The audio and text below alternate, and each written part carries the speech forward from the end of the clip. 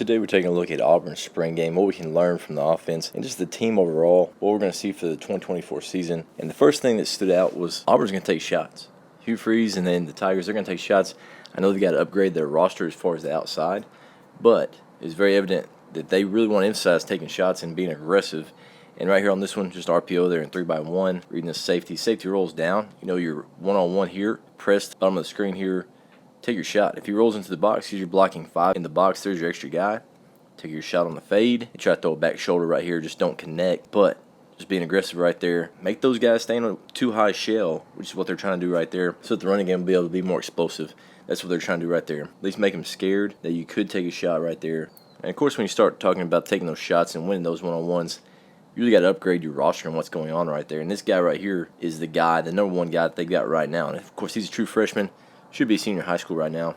But he has upgraded their room as far as just a guy that'll go get the football right here, just running a post. Again, they're taking shots. Getting over the top of somebody. You got to upgrade that room, that wide receiver room. More guys like that. Get more guys that can make plays like this, extending when you're one-on-ones on that post. Make them stand too high shell, double cover those outside guys. That's when you're going to win. That's what Hugh Freeze has had in the past whenever you had A.J. Brown, DK Metcalf on the field at the same time. You had Laquan Treadwell and a couple others that were absolute dogs. Evan Ingram. I mean, just think about the outside skill guys they had that had been so instrumental in getting him and the Ole Miss offense where they were. Another look here, faking the toss, pulling the guard right there, trying to get those guys to step down on that power or whatever it is. Now they're going vertical. And on this one, you can see it's a little bit different here from the defense. They're in too high shells, 1st and 10. Fakes the toss right there, and he tries to take his one-on-one. Obviously, they're trying to stutter that. Pop that to the middle of the field. If you don't like it, now you got your one-on-one outside. Quarterback sets his feet, tries to go up and over. And again, they only connected on one of these balls. But right here, this is a really good play by DB. Late hands right there. He's pushing this wide receiver to the sideline, trying to close that space. Wide receiver's got to be a lot stronger right there to own that space, lean against him, try to restack. So now you're catching that thing over the outside shoulder. If that thing would have been getting to the receiver, it would have been over his inside shoulder, which is exactly what the DB wants. Now he's got a chance to break it up, which is what happens right there. So got to get a guy that's going to be able to own his space right there, give the quarterback somewhere to throw. Not many quarterbacks can make that throw. Now you got basically a 2-foot window. You got to put it right here. Put it inside right there. It's going to get knocked down by tight coverage, which that was another thing that was pretty impressive is Auburn's coverage was really sticky all night. They played a lot of man-to-man. And we're able to find a way to have really tight coverage. But here's another look. RPO, they roll to a one-high look, and you can see where this guy rolls down. They get a blitz here into the box. He rolls down. Again, take your shot one-on-one. You got to upgrade that room. Obviously, you want to win your one-on-ones.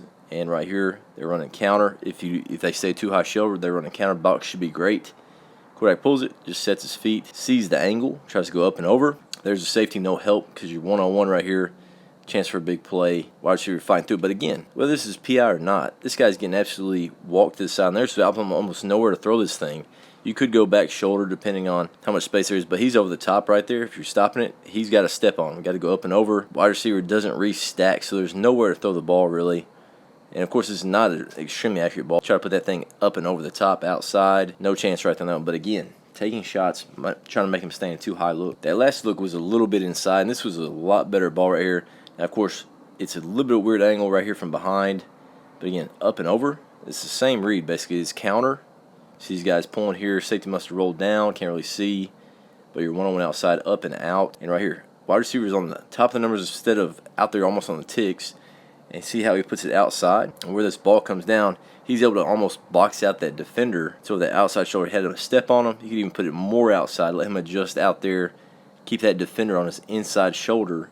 Just out late. That was a big connection right there for a big play. Just another look of a shot that they took, and receiver goes right here. Now he's trying to go vertical, work all the way across the field. This guy's getting a lot of depth, so you got to beat him with the trajectory of the ball. There's nobody left on that entire half of the field, so you got to give your guy a chance to work across. You got to let him keep working across in that direction. I know he's getting some depth. There's nobody here. Quarterback's got to lay him out, let him go that direction to try to make a play on the ball. Throws this thing that way, which is going to be extremely hard to make a play on. And obviously, that's where all the defenders are. You see two DBs right here. Really poor throw, I thought, here by the quarterback. Got to lay him out to that open space. Give your guy a chance right there is what Coach Freeze would say. Again, another shot. And right here, again, throwing this thing up and out. Safety's hanging a little bit, so they're going to the fade. And wide receiver, he's just fading away, trying to catch this thing over the inside shoulder. Great job splitting the hands by the DB. You got to lean against it and go up for that ball. You cannot let him wash you by and try to catch the thing on the ground. That's never going to happen. Really poor play here by the receiver. You got to own that space. go up for the ball, make a play. Don't let him just watch the sideline and knock the ball down, split your hands. They got to get a lot better at playing these fade balls, lean against the defender, and adjust late, win that space to the outside. Here's a touchdown again, not perfect, but just verticals are running, hitches on the inside. Safety's hanging on the inside right there on the hash. So let's just throw this thing up now. Was this perfect? No. DB didn't play this very well.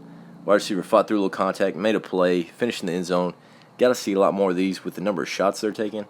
I think they will get a lot better, and of course, knowing who they're throwing to and getting their guys matched up that they really want to get the ball to on those fades is going to be priority number one. You got to get the guys out there. But right there, makes a play. Great job fighting through a little contact and getting to the end zone right there. DB's back's turned. So right there, let's throw that thing up. Let's see if our guy makes a play, and he does right there for a big play. Another look here. This time a 21 personnel set, running counter. Still got a fade on the outside, press corner. One high look, fakes downhill. And this is a young guy, this is Walker White. Give your guy a chance. Right there, he's only in the space. He's at the bottom of the numbers. Obviously, you'd love for him to lean a little bit more, give yourself some more space, but definitely can't throw it out of bounds. And then right here, they absolutely kick the crap out of this Cameron lady. You know, we got to do a little bit better job of avoiding. I mean, we see her, and then we actually just mollywop her. Now he's trying to act like, you know, I'm a gentleman. I didn't want to really knee you. Well, if you didn't want to knee that lady, maybe be a little bit better athlete and avoid her in the first place. It's embarrassing. Next thing that stood out was just the D-line absolutely dominated up front. Very rarely was there a positive play or anything that symbolized just a coherent run or anything that looked great. Right here, a bit of a mid-zone. Looks like the number should be good. Safety's pretty quick to get into the box. They're cracking in the box as well.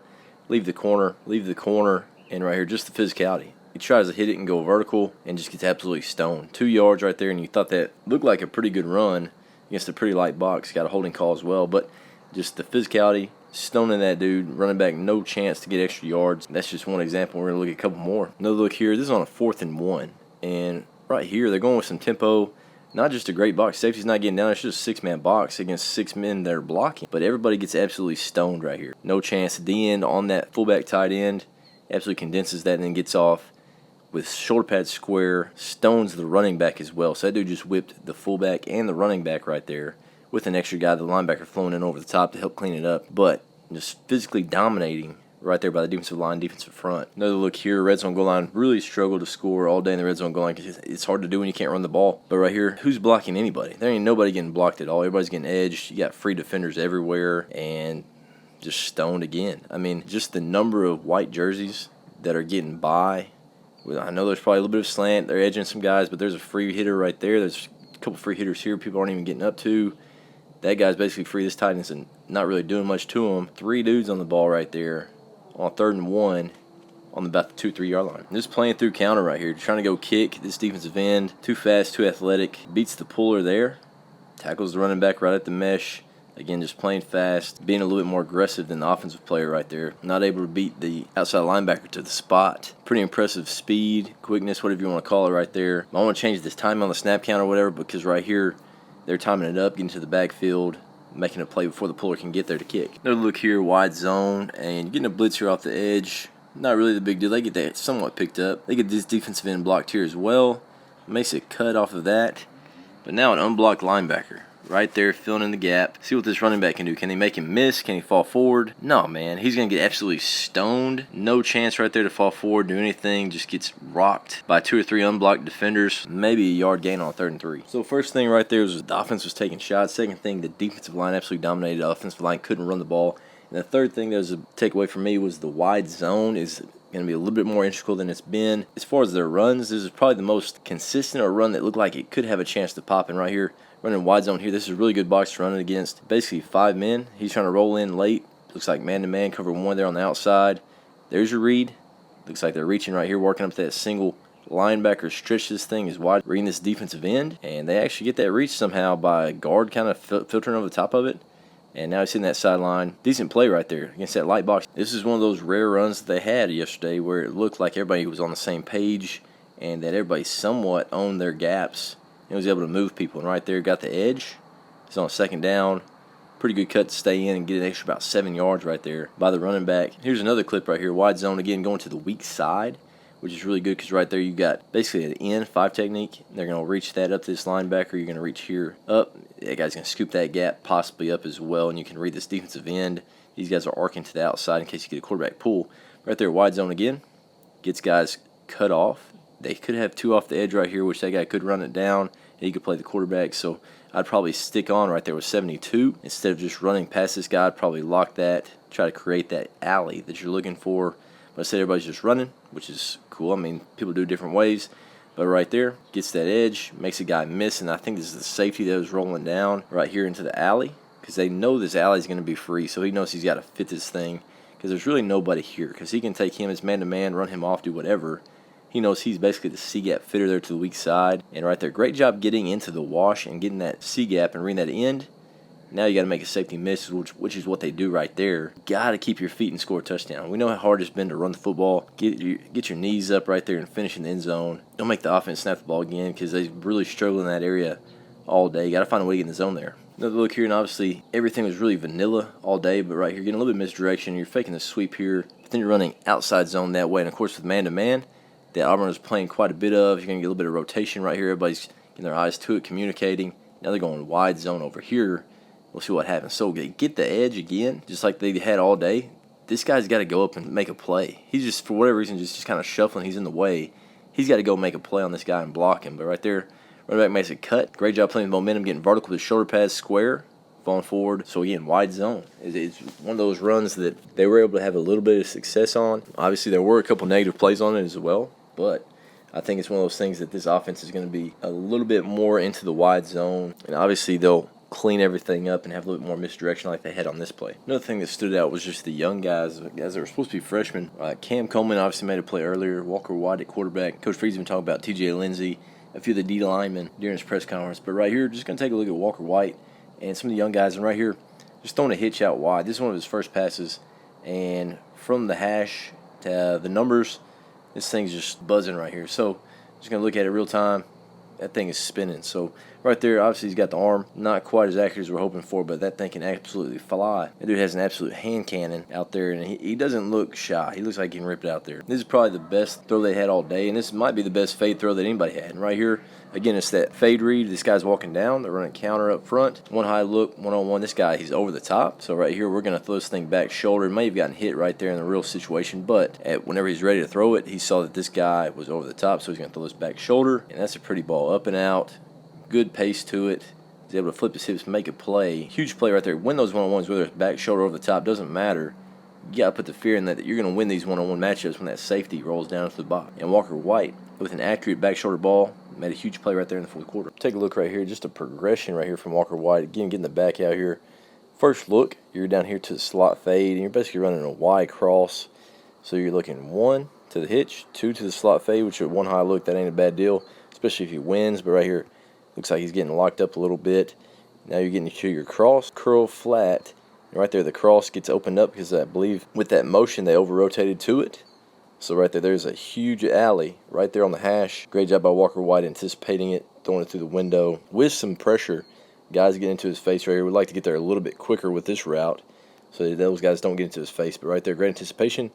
Those are through window, easy throw and catch with that over rotation whenever that back released. So we got to his third look on that progression. Big play there again in the fourth quarter. So those are just a couple things that we saw from the A-Day that we thought were pretty impressive, or things to think about right there. And obviously taking shots with the offense was number one thing. Next thing, D-line absolutely dominated. They got to find a way with that O-line to be able to run the ball consistently. Or maybe that D-line is just that good. I don't know. I think it's probably a mixture of both. They're going to have to find a way, maybe get a couple pieces there for the O-line. And then the wide zone, I think that's going to be a little bit more integral into the game plan than what they had in the years past. And then just the young guys. Cam Coleman stepped up, made some plays. Walker White was impressive with some different throws. And, of course, some of the D linemen as well. I mean, all those D linemen were getting after it. But anyway, let us know what you think in the comments, what it's going to look like this year for Auburn. What we didn't see in the Auburn game. I know they're really vanilla, but those were just a couple observations that we saw from the Auburn Tigers going into the 2024 season.